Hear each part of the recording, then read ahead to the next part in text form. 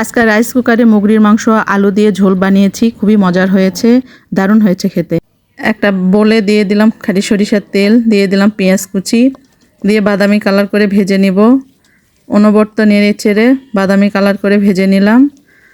এখন দিয়ে দিব আগে থেকে ধুয়ে রাখা মুগরির মাংস, দিয়ে ভালো করে মিশিয়ে নিব। বেশ কিছুক্ষণ ধরে একটু নেড়ে চেড়ে ভেজে নিলাম।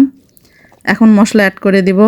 দিয়ে দেব আদা রসুন বাটা, দিয়ে দেব হলুদ, মরিচের গুঁড়া, ধনিয়া গুঁড়া, জিরার গুঁড়া, স্বাদ মতো লবণ, সবগুলো দিয়ে ভালো করে মিশিয়ে নেব। অনবরত নেড়ে চেড়ে বেশ কিছুক্ষণ ধরে কষিয়ে নিলাম। আগে থেকে কেটে রাখা আলু দিয়ে দিলাম। সবগুলো উপকরণ একসাথে ভালো করে মিশিয়ে নিব। রাইস কুকারে এভাবে মুগরির মাংস রান্না করলে খেতে খুবই ভালো লাগে। একবারে পানিটা দিয়ে দিলাম। যেহেতু রাইস কুকারে আমি রান্না করতেছি, ঢাকনা দিয়ে ঢেকে রান্না করব। বেশ কিছুক্ষণ ধরে রান্না হয়ে গেছে, নামিয়ে নিলাম।